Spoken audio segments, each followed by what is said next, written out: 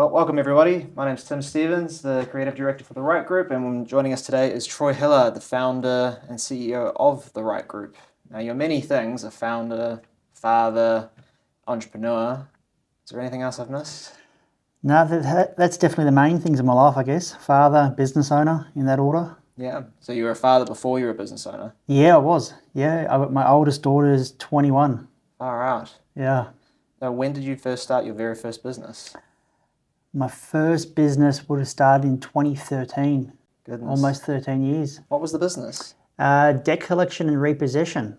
So I was out repossessing people's cars and boats who didn't want to pay their bills and serving people with court documents. What did you find you learned in that you didn't know when you started that business? There's a lot of people out there with pretty screwed up circumstances. You know, some their own fault, some just the cards that they've been dealt through life. Okay. Yeah, so interesting couple of years being a repo man. I was going to say, how did you manage that? I was going to say, you can empathise with the situation, but you still got a job to do. Yeah, literally. You look at it from the point of view that the finance company is a business. Somebody out there has lent their money to other people on the promise of payment. So those people are out of pocket. It's their business, it's their family that's losing out through no fault of their own, through other people's circumstances. So you had a job to do, go out and get the assets and, you know, protect the person who's lent the money. Did you ever have anyone try and fight you? Every day. And believe it or not, it's not who you would think it is.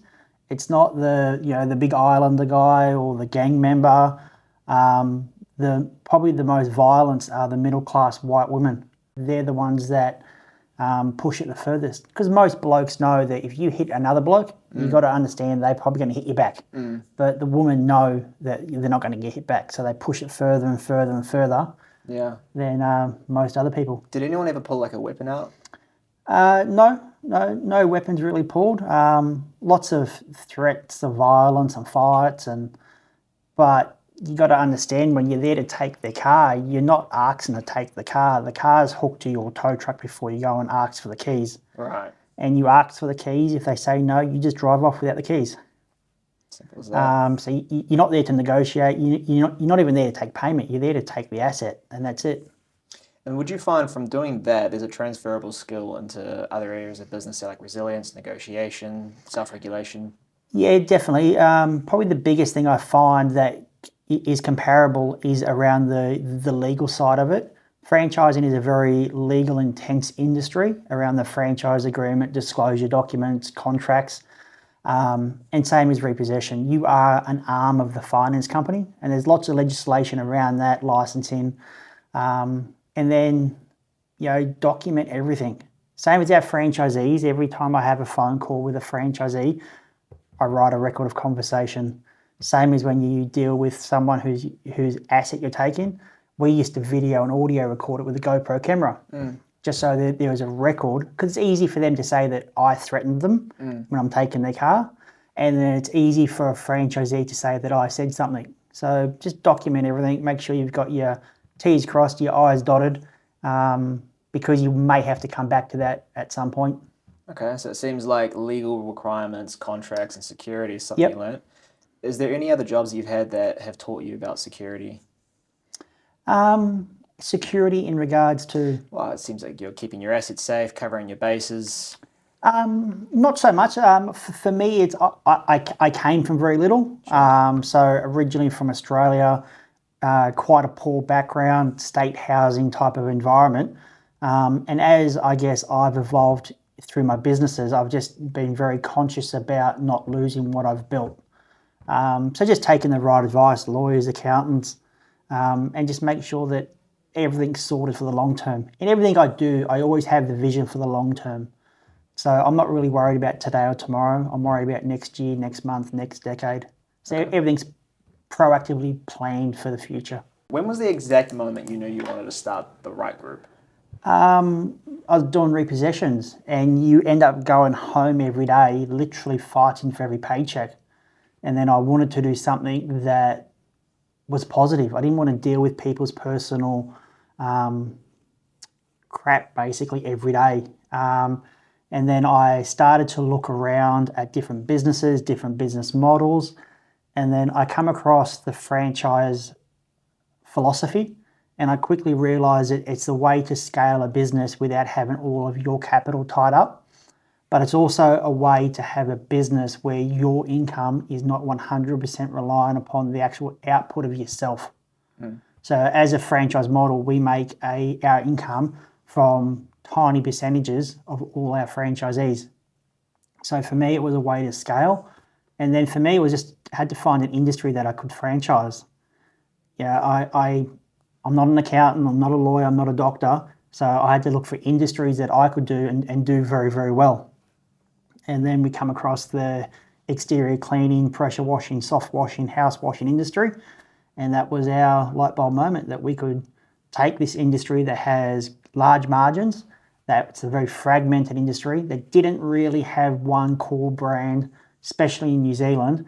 And we started the process to build Wash Rite.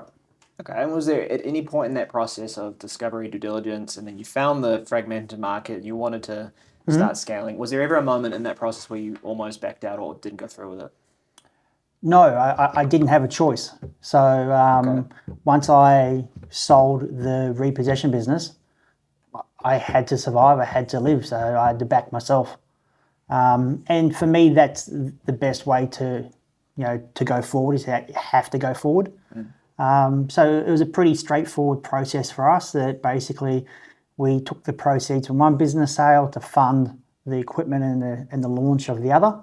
And it was just a rinse and repeat process. Okay. What was your first job out of high school? First job out of high school was in the army. Oh, okay. So you come from military. Yeah, literally. So had a couple of jobs through high school, like the McDonald's and working at a service station type jobs. But I finished high school, I think, on the Wednesday, and I marched into the Australian Army on the Friday. So, the shorter gap as possible between the two would have left less chance to get in trouble. Sure. Okay. So short transition. Yep. After leaving the military, tell me more about that. What was that transition like back into Civvy Street? A big transition. In the Army, you have the ability to act a certain way, and the way you're allowed to act and behave isn't always acceptable in the real world. So it was a good 6-12 months just to get myself re-established in society, really. But I went straight into heavy transport management, and that's what I did in the Army. Corps of Transport, straight into heavy transport management down in Sydney, and operations manager for large freight companies. Okay. And in there, you would have obviously logistics, planning, organisation. Yep. When I look at the Rite Group, I look at the systems. You guys Yep. are really meticulous with having systems and Yep. SOPs. Is that something that you've taken from those, industries? Probably not. Probably, I think the big thing we've taken from those industries is probably more around the work ethic and the very direct no PC culture. Dealing with truck drivers day in and day out, it's that type of culture. I was very lucky when I first started this business that I had someone who exposed me to a very successful franchise network and how that operated and what we should do. So I have taken a lot of their system ideas and taken it to structure into our business. Now, that franchise network was in a totally different industry and much larger than ours, but we've taken their ideas and just started to implement into ours. And it's almost like a system upon a system upon a system. So when you find there's a gap in your systems, oh crap, let's start building a system to fix that gap. And it was all around having a business that would operate if I'm not here, because I do a lot of travel, so the business has to continue to run when I'm not here. So the staff need to know what to do when this happens or what to do when that happens. And then when we started to franchise, we had to have the exact same systems but structured for the franchisees. They can't just keep ringing me every day, so they need to have a game plan, a roadmap to follow. If this happens, do that. If that happens, do that. If this happens, do this, then that. And it's just one system after another. And we literally had a plan to write literally a system a week. That was literally the idea. Let's have one system written down every single week. By the end of the year, you've got 52 systems. All right. And then when I hear that, I also think, say, in the army as well, as you know, I come from a military background too. There's lots of SOPs, but there's also an order of march in terms of who people report to. Is that something you have with the Rite Group? Yeah, definitely. It is something that's evolved over the years. Going back 7 years ago, it was literally just me. So everyone reported to me, everyone called me. But as the business has grown in multiples year after year, we've had to bring new people in and delegate the reporting duties to them. So everyone's not just calling me. Because a lot of the time I don't know. Very basic stuff. I just don't know anymore. I mean, we have staff who look after the small stuff and then the medium stuff day in and day out. For me, these days, it's really just a contractual question, a financial question, or a strategy question, really. So who would be your platoon sergeant? Probably my partner, Sarah, definitely from an overview point of view. She looks over all 4 of our brands, plus our other business interest. And then we have dedicated people per one of the brands. Okay, so they'll be like your section leaders. Yeah, exactly. Good. All right. Challenging and turning points. What's been like one of the hardest, most challenging days you've had since you've been a founder? We've had people die in our business. That's always a pretty shitty time. That's probably one of the hardest parts. Overall in the business, probably the hardest part is dealing with personalities. We've got so many people, like 250 odd franchisees, I think, today.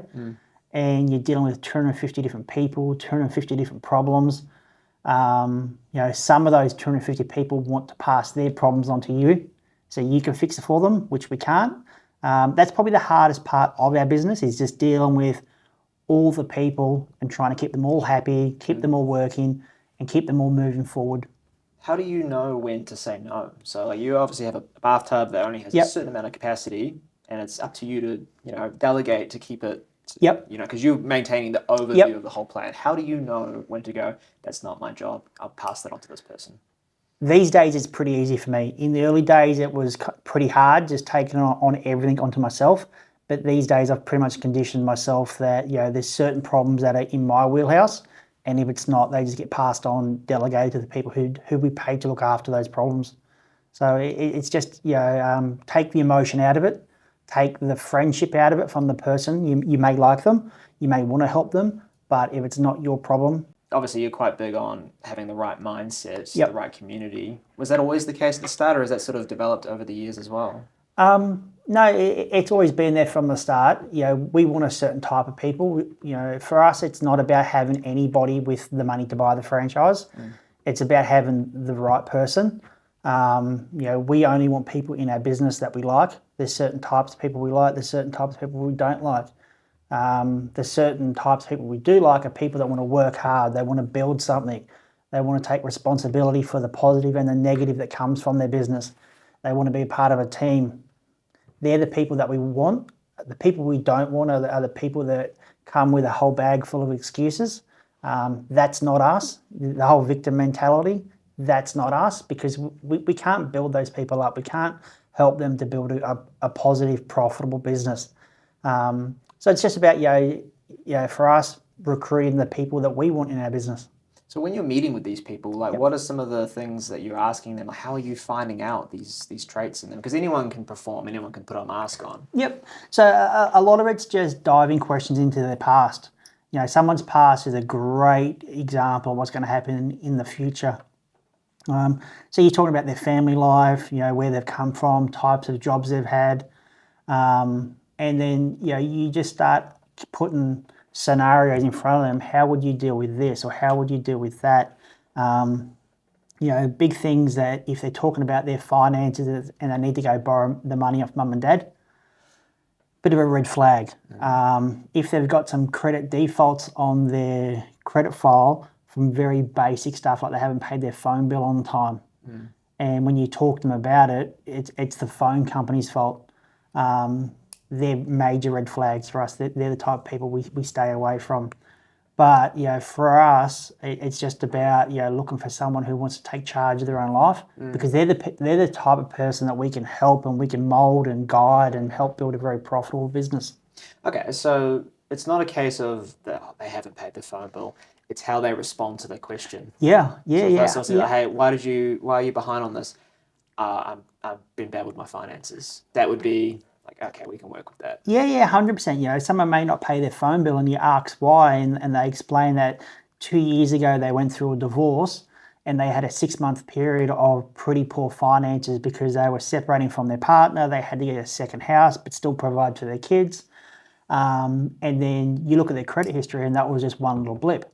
And you can go, great, you know, that's the type of person we want. You know, they admit that they made that mistake, but that one mistake's not going to define their life forever. When they've made that mistake and they don't take ownership for it and they blame the phone company because they didn't pay their phone bill, that's the type of person we don't want.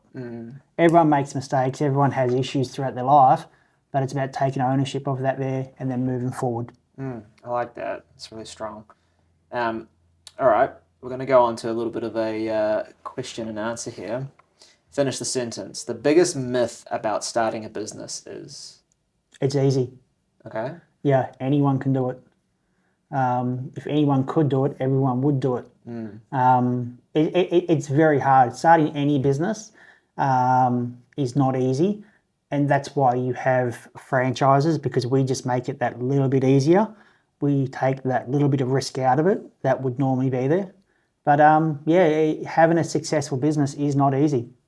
What would you say the hardest part is about running a successful business? Because it's not getting in the business, it's staying in business, yeah? Yeah, definitely. Cash flow management. Too many people start a business and then 9 months later they're out buying the new Ford Ranger or the new Hilux, but they haven't even started paying tax yet. You know, they haven't got the workers' comp or the ACC bill yet. So managing that cash flow for many, many months in advance is probably the hardest thing that catches most people up. What's your thoughts on schools educating children on this, running businesses, paying tax, provisional tax? Public schools? Yeah. Crap. Yeah? New Zealand and Australia public education system is absolutely horrible, and they do an injustice and an inservice to our kids. So I have no faith in the public education system at all. How do you manage that with your own children? Private schooling, tutoring, a lot of work done at home to fill the gaps that the schooling system doesn't put into our kids. Yeah. I can tell, obviously, the Rite Group's very family orientated. Yep. I know with my sons, whenever I need to bring them in, welcome, bring the kids in. Yeah. So they're getting a chance to see businesses in action, operating and moving around. How often do you sit down with your kids or get them involved in the business? Our business all the time. You know, the kids know exactly what we do. You know, we talk about finances a lot with them, mostly their finances. And their finances about their little allowance they get, how much they put away into their, they've got big money tins that they're saving for their first house. Cool. And just starting to expose them to, how money works and how to make it work for you. Okay. What's the single best piece of advice you've ever ignored? We'll go with that. Best piece of advice I've ever ignored. I've sold a couple of franchises to people that I shouldn't have, and I was told not to. So that's probably a big one. That's probably by far the biggest one that I regret when it comes to this business. Are you stuck with franchises once they buy in? Yes. Yeah, getting rid of a bad franchisee is harder, longer, and sometimes more costly than getting a divorce. Wow. Yeah. Okay, now if the franchisee wanted out, how does that work? If they want out and I want them out, yeah. Then it's fairly easy. We can basically negotiate an exit that's happy, sign a deed of settlement, and they go on their way, I go on my way. Okay. But normally, if you want to get rid of a franchisee, they don't want to leave. Yeah. Is that the same as employees? Yeah, but even worse. Oh, wow. I guess there's a few more contracts involved. Yeah, you literally got the franchise agreement. And in this day and age, the franchise agreement or the contract is usually weighted fairly equally to protect them, but also to protect myself. And Okay. Well, I'm hearing is that you're really good with money management. It's probably a big part of your job. Yep, You said you started with nothing and you've yep, come from, what, Australia with $2,000 in a dream. yep. Where did you learn this financial literacy? A lot of trial and error. Okay. When I first started in business, I wouldn't say I had it. But when you start working and you've got to start paying employees and paying taxes and paying rents, you have to manage the money or you just won't have the money left over. Yeah, right. Yeah, so when we first started this business, I didn't take a single paycheck for almost 2 years. I think it was 21 months before I took a single paycheck. And even then, it worked out to be about $10 an hour. And that was just so I could keep all the money into the business to make sure that I had a buffer there to be able to pay staff, pay taxes, pay rents, pay everything. And I literally took the bare minimum that I had to. So the proceeds from the debt collection business funded me for the first 2 years before I literally had to take something out of the business. How did you remain disciplined that whole time? Like, you obviously got to eat. Yeah, yeah. Just had no choice. You know what I mean? You got that goal, you got the vision, you got the dream, and you just keep working towards it. Okay, vision and dream. That's a good segue. What do you want the Right Group to stand for in 10 years? Just good people doing good things. You know what I mean? I'm very proud that 99% of all of our people in the business are good people. People from all around the world, different makes, different models, different thought patterns, but they're all good people. And as we keep on expanding into different countries and different services, just keep that ethos there that, we only want good people in our business. And I'm fortunate that I get to choose who I'm in business with because I choose to accept the franchisees and just hope that I continue to choose good people. Okay, in terms of good people, here's a good question for you. What are the top 3 qualities or traits a young man should look for a wife if he's interested in business? Family orientated is a big one. Someone who lives below their means financially. I know way too many people that have great businesses and great jobs that has partners that burn cash. That's probably a big thing. And then again, just a good person, a good, honest, nice person. What does that look like? What actions would this young man be looking for? For me, it was Sarah. So you obviously know my partner. I think just stop looking for that fake plastic Instagram model that is just looking for the attention of every bloke out there. It's never going to work out. No.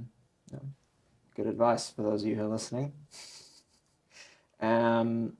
What excites you the most about the future in this particular business right now? In our business or the industry? Both.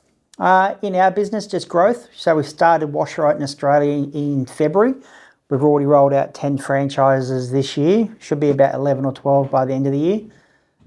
So just more and more growth across our entire business, adding more and more people to the business. With the franchise sector, I think I'm excited to see that the franchise sector is starting to turn away from the idea of any franchisee is a good franchisee. Okay. Through COVID, we had a massive influx of migrants into Australia and New Zealand. And these migrants all wanted to jump onto a business. And a big part of those migrants were not suitable to be in business today. And a lot of franchise businesses that I speak to recruited a lot of them, and now they're stuck with them, and they're just not suitable franchisees. Not because they're not good people, but they just don't know the New Zealand or the Australian way. They just don't know, they don't have a community network in the country yet. So these people, they migrate to Australia or New Zealand and then they buy a franchise and they think just because they've brought a franchise, they've brought financial security. It's not the case. When they've brought the franchise, they've brought the opportunity to operate that business in a certain area. There's no guarantees of success. But in the last 6 months, a lot of franchisees, including myself, have put minimum restrictions on people. So for our business, for me to even sell you a franchise, you have to live in the country that you're going to operate in for at least 4 years. and you must live in the city you're going to operate in for at least 2 years. Okay. And that's just to give that franchisee enough time to build enough of a friendship circle and network that will support them in the early stages of their business. And that's really important, having that support network. Yeah, it is. It is because in the franchising sector, the migrant community is such an important part of it, but you don't want to set them up to fail. And without having that support network of friends and family and contacts and associates, it just makes it that much harder for them. So it's been great to see a lot of franchise networks have taken the same lead that we've taken and just decided not to sell franchises to those people just yet. Okay, that's good. Yeah, it's in their best interest. It is. Yep, it definitely is. Good. All right. Final question. How would you summarize success now versus how you would have summarized success when you were leaving the army? Oh, so when I left the army, success was to have enough money in your pocket to go out for a good night.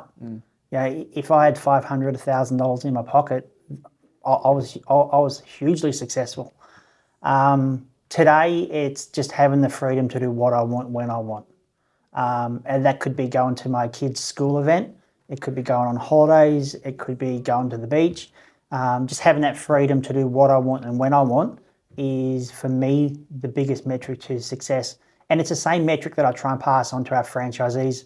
That's why we want them in our business, so they can build a successful business where they can make that choice whenever they want to do what they want. That's powerful. I was about to ask you, is that that's the same thing that is provided to a franchise owner who buys in, has control over their time, immediately can be available. A lot of fathers who go to work, and mothers go to work every day, can't be there for the assembly, but buying into a franchise means they could control that time. Yeah, definitely. Well, with our 4 brands, definitely, they all control their schedule. They choose days and times that they want to work. And if they don't want to work a certain day or a certain time, it's up to them. Thank you, Troy, for coming on board. Cheers. I'll probably leave it there. Cheers, man. Cheers.